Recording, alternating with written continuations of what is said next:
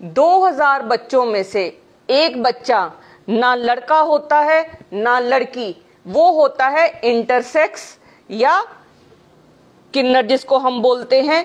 आज मैं आपको ये बताऊंगी क्या कारण है जिनकी वजह से ये इंसिडेंस दिन पर दिन बढ़ता जा रहा है और बच्चा ना लड़का होता है ना लड़की। जो हम पहले ये समझेंगे बच्चा बनता कैसे है। अंडे सभी एक ही प्रकार के होते हैं जिनमें एक्स क्रोमोसोम होता है। आदमी के वीर्य दो प्रकार के होते हैं, एक जिसमें एक्स होता है और एक या वाई होता है। अगर एक्स क्रोमोसोम के साथ एक्स अंडा मिलेगा तो एक्स एक्स बनेगा तो लड़की बनती है। अगर वाई क्रोमोसोम वाला वीर्य अंडे में जाएगा तो एक्स वाई बनेगा तो लड़का बनेगा।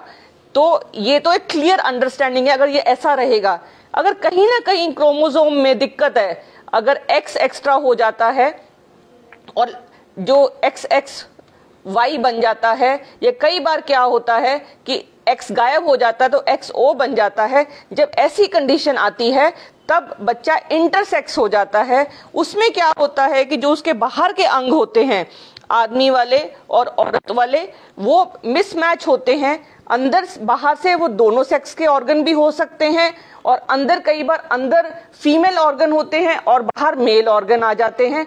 इस तरीके से जब ये ऊपर नीचे है, इस कंडीशन को इंटरसेक्स बोलते हैं।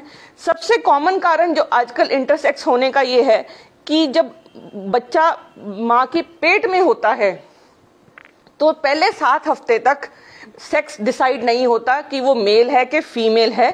लेकिन जैसे जैसे हार्मोन्स बनते हैं, जैसे जैसे क्रोमोसोम काम करते हैं, तो वो टेस्टोस्टेरोन बनाते हैं या एस्ट्रोजन बनाते हैं। लेडी के लिए एस्ट्रोजन और मेल के लिए टेस्टोस्टेरोन बनता है। तो उससे फिर बच्चे के अंग बनते हैं, या तो मेल अंग बनेगा या फीमेल अंग बनेगा। और ये अंदर के अंग बनते हैं, जैसे यूट्रस और ओवरीज बनते हैं लेडीज में और टेस्टिस बनती हैं आदमियों में। टेस्टिस और ये सारा सिस्टम बनता है।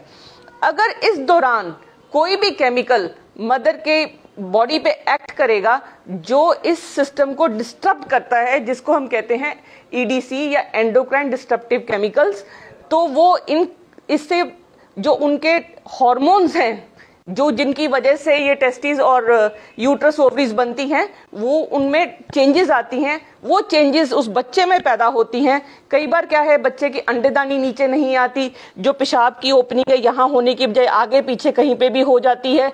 तो जो ऐसी प्रॉब्लम्स हैं, कई बार दोनों अंग बने होते हैं, लड़की के अंग भी बने होते हैं, लड़के के अंग भी बने होते हैं। तो ऐसी कंडीशन को अवॉइड करने के लिए बहुत जरूरी है कि लेडी जब प्रेग्नेंट हो तो ऐसे केमिकल से दूर रहे जिनकी वजह से ये इंटरसेक्स बच्चा पैदा होता है। अब सबसे बड़ी कंफ्यूजन जो है, जो आजकल इंटरसेक्स बच्चे को लोग लेस्बियन और गे बच्चों से अडल्ट से कंफ्यूज करते हैं। जो इंटरसेक्स है वो तो जन्म से होता है और केमिकल और क्रोमोसोम की वजह से होता है। लेकिन जिसको हम ट्रांसजेंडर बोलते हैं, उनमें जो बाहर के अंग हैं वो नॉर्मल मेल या फीमेल वाले होंगे, लेकिन जो उनकी सोचने की कैपेसिटी होती है, जो वो सोचते हैं, ठीक है ना। तो अगर एक लड़का है, वो उसके अंदर उसको लगता है कि मेरे अंदर लड़की वाले गुण हैं, तो उसको ट्रांसजेंडर बोलते हैं। ये कई बार लड़की फील करती है कि उसके अंदर लड़के वाले गुण हैं, तो वो फीमेल ट्रांसजेंडर है।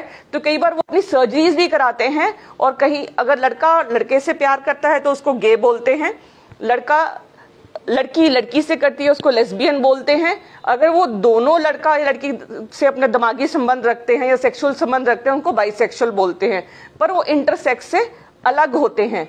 ये वीडियो में मैं ये बताना चाहती हूँ कि हमारे बहुत सारे केमिकल्स हैं डे टू डे लाइफ में। ह्यूमंस ने, हम इंसानों ने 85,000 केमिकल्स बनाए हैं, लेकिन केवल 1000 ही केमिकल्स हैं जो उनको टेस्ट किया है, जो हमारी बॉडी पे असर कर रहे हैं।